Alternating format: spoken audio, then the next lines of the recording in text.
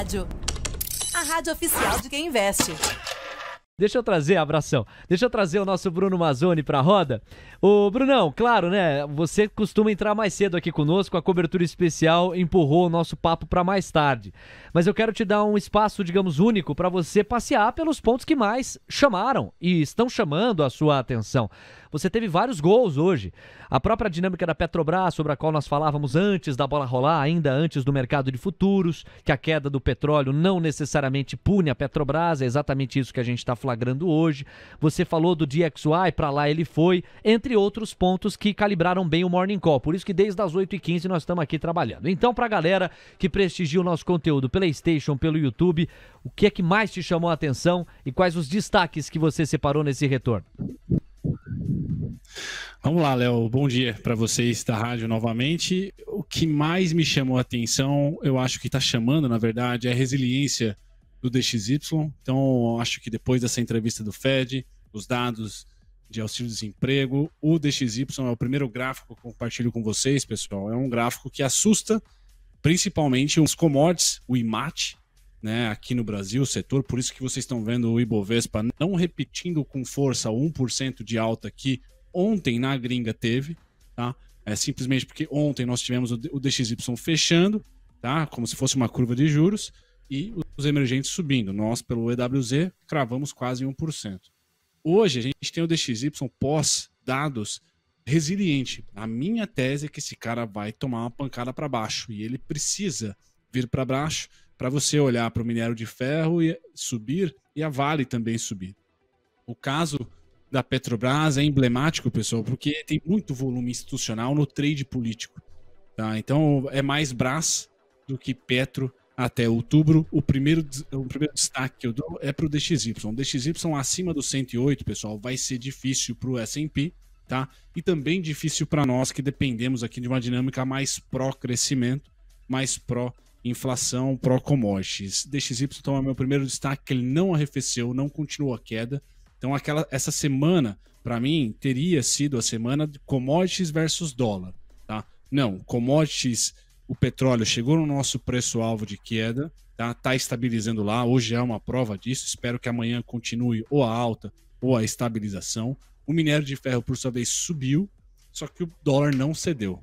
Tá? Então, infelizmente, quando o dinheiro olha para o mundo, ele não vai para se proteger da inflação mais, para as commodities, para os emergentes. Ele ainda está indo para o dólar, Então, enquanto essa dinâmica existir, o S&P carangueja e a gente aqui também, os emergentes, fica sem receber muito fluxo. Veja aí o fluxo estrangeiro de entrada de 30 milhões, pessoal, é quase zero, tá, nos últimos pregões. Então, a gente precisa ter o dólar arrefecendo. E olha, se ele arrefecer, vai ser o maior trade do segundo semestre. É um short no dólar.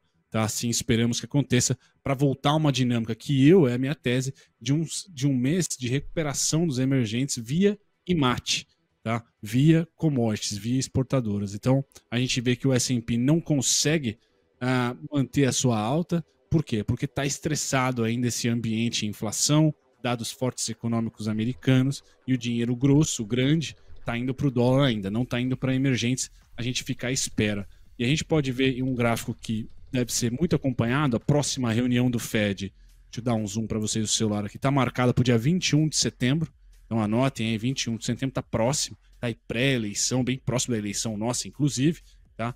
E o que esse gráfico quer dizer? Tá? Na ponta direita estão os apostadores, tá? Que querem ou apostam que o Fed vai subir 75 pontos base na próxima sessão de setembro. E do lado esquerdo, quem aposta em 50. Nitidamente, o azul escuro que vocês estão vendo, tanto do lado direito como do lado esquerdo, representam os votos, as apostas de hoje. Tá? E a evolução nos azuis claros de semana passada, retrasada, etc. Então a evolução de quem aposta que o Fed vai ser mais duro está para cima, está para o norte. O azul escuro é maior, aqui 84% representado aqui dos apostadores acho que vai subir 75 pontos base, enquanto quem apostava em 50 só diminuiu. Hoje é esse azulzinho pequenininho aqui, tá? Menos aí, acho que 10%, 16%, certo? Então, é um movimento anti-renda variável que a gente está vendo ainda. Por isso que me frustrou um pouquinho. Quando eu olho para a Vale, hoje eu achava que a Vale iria levar a gente nas costas. Iria pôr o 1% do WZ de ontem mais meio, 1,5%, o Ibovespa subindo 2%. A gente está vendo o Ibovespa sofrer um pouquinho, talvez, por essa dinâmica, Léo. O dólar não arrefeceu, tá? E só para terminar, então, Vale continua com 61,42, 61,78 como suporte, não vendo Vale ali, alvo 68,71 mínimo, certo? Com essa dinâmica do minério de ferro, ela tá abrindo um spread para cima, porque o minério de ferro subiu, a Vale não, tá? Já a Petrobras, eu tenho aqui os principais pontos, aí já é para eleição, não é para essa semana, é para o mês, tá? Quanto mais distante os candidatos, com o Lula na frente, 28,87. Para cima, por hora, temos aqui o 35,65, pessoal, mas está sendo plotado a partir da mínima da semana, tá? A resistência estática é de 34,2, 33,29 para Petro. Léo, você quer comentar alguma coisa? Já divaguei aqui. Não, ao contrário. Eu quero, na verdade, permitir que você aprofunde o racional do dólar. Porque você disse que a sua frustração foi não ter visto o dólar arrefecer ou dar aquela arrefecida que você considerava que poderia ter dado. E aí eu quero te perguntar o que é que você acha que pode fazer o dólar de fato arrefecer? Qual é o trigger que ajuda nessa direção? Só antes de você comentar, mandar um abraço aqui pro Augusto RO7, pro Glorioso Açougueiro, já falei dele, o Raul Nichelle que tá por aqui, o Renan Vasconcelos, o Godoy sempre de olho, o Hércules Corrêa, o Ronaldo Gonçalves, nosso artilheiro, a Ângela Silva, beijo nela, o Enes Neto, IRBR3 está em leilão desde a sexta-feira passada. Que beleza, ele escreve aqui. E o João Vitor Fanton diz o seguinte: ô Léo, ouvi boatos sobre a Rainha Elizabeth ter falecido na Escócia, isso procede? Meu amigo João, oficialmente esta informação não procede. A informação que nós temos é de que médicos estão preocupados com a saúde da Rainha Elizabeth e ela está sob supervisão. Membros da família real britânica correram para ficar ao lado dela depois que médicos alegaram que estavam muito preocupados com a condição frágil dela, a monarca britânica que tem 96 longos anos de vida. Ela deveria permanecer sob supervisão. Na opinião médica, a família acatou imediatamente. A rainha, soberana com o reinado mais longo da Grã-Bretanha e a monarca mais velha do mundo, sofre do que o Palácio de Buckingham chamou de problemas de mobilidade episódicos. Desde o final do ano passado é essa, Joãozinho, a informação que está vigente. Então vamos lá, Brunão. O que é que você acha que pode ajudar o dólar a arrefecer e, portanto, destravar o apetite pelo risco mundo adentro? Vamos lá, Léo. Hoje, nada, né? Por quê? Vou até falando do Reino Unido, a nova primeira-ministra era cotada, né? É cotada conservadora e seguidora da Margaret Thatcher, ou seja, austera na sua política fiscal. Pois bem, hoje ela foi bem keynesiana. Ela anunciou um baita de um pacote. Então, jogando o pound, né, a libra esterlina para baixo. Tá? Ou seja, quanto mais os países são expansionistas, menos a sua moeda é apreciada e mais dinheiro vai para o dólar. Então, uma notícia ruim para o enfraquecimento do dólar foi a notícia de que, países ricos, no caso o Reino Unido, para conter inflação e subsidiá-la, vai endividar, vai criar pacote fiscal. Tem país que tem dinheiro, como é o caso da Alemanha e da Inglaterra. Tá? Agora, os países que não têm dinheiro, por exemplo, do leste europeu, vamos ver quais serão as soluções. Se aliar ao Putin? Provável. Tá? Então, hoje nós tivemos uma notícia então, que fez o dólar, que é o DXY, a libra esterlina, subir. Tá? Em contrapartida, aí é positivo para o dólar, que você foi lá e colocou 75 pontos. Tá? Então, joga o euro para cima contra o DXY. Eu acredito que se não tivesse da Inglaterra, o DXY teria cedido mais e a gente estaria mais olhando para commodities agora e emergentes. Mas como a gente começa a ter países ricos abrindo o fiscal, isso pode virar uma bola de neve, mais países até que não são tão ricos assim, batendo a porta no FMI, por exemplo, querendo pôr o fiscal para subsidiar esse custo de energia mais alto. Tá? Não faz sentido o Putin cortar o gás e as commodities estarem energéticas caindo. Tá um dia meio discrepante hoje. Ou é a carta do fiscal, ou seja, comprar dívida para o futuro, e comprar dívida para o futuro, como a Inglaterra, por exemplo, fez, é bom para o dólar. O dólar se fortalece, o DXY. Então, hoje a gente acorda com essa dinâmica, BCE, dólar para baixo, Inglaterra, dólar para cima. Eu acho que é por isso que frustrou a minha tese de que essa semana seria já a semana de commodities. Tá? Eu pulo para a semana que vem, continuo achando que setembro é mais commodities e menos dólar, mas as notícias de hoje fizeram com que o DXY se mantivesse azedo, fazendo com que o S&P não conseguisse responder com mais uma alta, pelo menos por hora, tá? E aí a gente tem os emergentes deixados de canto. Quem suga a liquidez mesmo é o mercado de dívida americana, é o mercado do dólar, do DXY. Então, Léo, notícias para o dólar arrefecer mais países sendo austeros, tá? Mais países subindo taxa de juros. Essa seria ali uma maneira de ver o dólar perder um pouco do protagonismo, tá? Mas por hora tem assim disputas bem grandes e a nova ministra, a primeira-ministra, foi keynesiana ali, e aí o dólar ficou um pouco mais forte. Essa é a minha opinião. Não, legal, é um cenário bem interessante o que você constrói. O Bruno está se referindo a Liz Truss, recém-possada primeira-ministra do Reino Unido, que é de uma linha mais conservadora e bebeu muito das águas de Keynes neste pronunciamento a que o Bruno está se referindo, portanto um estado mais gastador para viabilizar o bem-estar social, o que na prática empurra um pound uma fraqueza. Qualquer moeda mais fraca invariavelmente se traduz num dólar mais forte. Esse foi o contraponto para a decisão de juros do Banco Central Europeu, que em teoria fortalece o euro. Teoria e na prática, né? O euro foi lá buscar de novo a paridade, até superou em alguns momentos em relação ao dólar, porque você tem a moeda um pouco mais valorizada diante dessa elevação de 75 pontos base. Então, na queda de braço, entendeu aí que foi uma certa ducha de água fria a palavra de Liz Truss, a primeira-ministra do Reino Unido, enfraquecendo o pound, fortalecendo o dólar, o que é um contraponto em relação ao enfraquecimento do dólar consequente da elevação de juros do Banco Central Europeu. Tá bonito de ver. Brunão, seu destaque final eu gostaria que fosse a respeito da composição do Ibovespa. O que a gente está flagrando, meu parceiro? A gente vê que a retirada dos pontos do Ibov está sendo sobretudo encabeçada pelos frigoríficos. JBS está tirando do índice 115 pontos em barras de ouro, que valem mais do que dinheiro. BIF3, Minerva, está tirando 10 pontinhos na composição do índice, tem um peso menor, mas está perdendo 4%, está agora em R$ 14,22. E aí você tem 3R Petróleo e Prio 3, você está dispensado de comentar, porque você já falou bastante do petróleo, a queda do petróleo pune esses papéis em especial, mas frigoríficos sendo penalizados. Eu gostaria que você comentasse isso. E na ponta oposta, a gente tem IRB com R$ 1,30. Olha a IRB, fora de leilão, hein? Primeira vez desde sexta-feira que IRB está fora de leilão. Está subindo 9,24%. Rapaz, veio um cheiro de Flamengo agora. Ah, é o Beida. O Beida está passando aqui com um sorrisão, de orelha a orelha. Mas o Bruno não quer que a gente fale de futebol, não, porque ele é palestrino. Então você vai falar de frigoríficos e vai falar também, se quiser, de IRB e MRV, que são os papéis que mais sobem. Você ainda estava na semifinal da Libertadores, né? Meu time nem isso. Fala aí, Brunão. Poxa, é verdade. Parabéns a todos os atleticanos paranaenses, né? Mandaram muito bem enquanto o meu palestra. Não tô mais, né? Agora, quem sabe, a gente consegue beliscar o Brasileirão.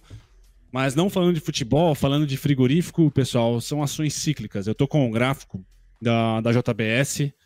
Eu vou puxar um pouco mais a sardinha para a parte técnica comportamental do que para a parte fundamentalista. Não temos fundamentos fazendo preço nesse segundo semestre, pessoal. Ainda é um resquício de trade macro, de baixo crescimento chinês e essas empresas aqui dependendo bastante de exportação, termos de troca ficando piores. Então não é um mundo muito interessante, mas vamos lá.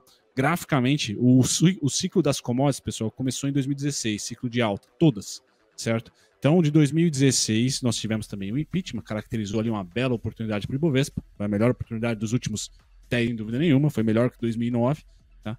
E essa alta toda, tá, de 2016 até pré-pandemia, 2020, ela foi conquistada pelos compradores ao preço de R$ 37,02 aqui na JBS. Tá? Eu indago aí para vocês fazerem na BIF, na Marfrig, JBS, que dentro do mercado de frigoríficos aqui da B3 é a mais resiliente. Então, um pouco de Europa, um pouco dos Estados Unidos, um pouco de China, um pouco de tudo, Brasil, tá? BIF é a mais conectada com o Brasil, mas tem exportação também, e a Marfrig mais conectada com o Tio Sam, tá? Então tem que olhar ali o que os Estados Unidos tá fazendo em termos econômicos. Mas é natural, tá? Você ter esse arrefecimento, porque são ações que dependem de melhora em termos de troca e de crescimento, de balança comercial. Se você acha que a nossa balança comercial de 2020, 2021 e principalmente 2022 será pior, será melhor, tá, do que a balança de 2023, faz sentido essas empresas todas cíclicas caírem. Tá? Então o JBS tem suporte técnico em R$ 27,78, R$ 27,30 é o preço de hoje, tá? Mas eu não acredito que ela vai romper a máxima histórica tão cedo, simplesmente porque temos políticas monetárias no globo apertando isso faz todo sentido para o setor e para qualquer ação cíclica ceder. Tá? Essa seria a minha opinião. A outra empresa, Léo, foi MRV, é isso que você comentou? Isso, MRV, segundo destaque de alta. Vamos lá. MRV que foi destaque semana passada. Então, pessoal, MRV, deixa eu pôr no gráfico diário, porque eu sei que vocês estão mais no curto prazo. E então, caiu muito, né? Brunão? Caiu muito, né? Na terça-feira, antes do feriadão. Sim. A variação intradiária assusta, pessoal, mas o viés continua sendo interessante para alta. O que eu vejo para o setor tanto imobiliário como consumo e varejo, tá? Quando nós tivermos, e se eu tiver certo, commodities sendo protagonistas, o dinheiro sai daqui, tá? O dinheiro sai da MRV, sai da Magalu, sai da Via, como já está arrefecendo. Então a troca setorial para mim nesse momento está saindo do ICOM e do IMOB e indo devagarzinho e quieto em silêncio para o IMAT e para o Index. Tá? Eu acredito nisso. Então eu ficaria mais de olho aqui. A MRV tem alvo para cima? Tem. 12,8 já tocou, 12,77. Tá? Eu não vejo ela invadindo facilmente para os 14. Posso estar enganado. Então eu vou colocar para vocês aqui 12,77, mais um spikezinho de alta natural, tá? Dentro de um fiscal expansionista que a gente teve. Tá? Só que olhando para o mês, eu acho que a alta do ICOM e do IMOB vai dar vazão, vai ser diluída pela alta recuperação do IMAT e do Index. É essa troca setorial que eu estou esperando para o mês de setembro. Então os pontos para MRV suporte 10,45, 10,20, 12,8, 12,75 são os mesmos alvos do vídeo do Expresso da Manhã anterior que eu comentei com vocês, né, que ela iria atingir. Tá? Então é nesse momento, mais uma alta é possível para os dois setores de consumo, ali vamos colocar que dependem de se ele caindo, por exemplo, de consumo interno, tá? Mas é uma alta que vai dar vazão para lateralização.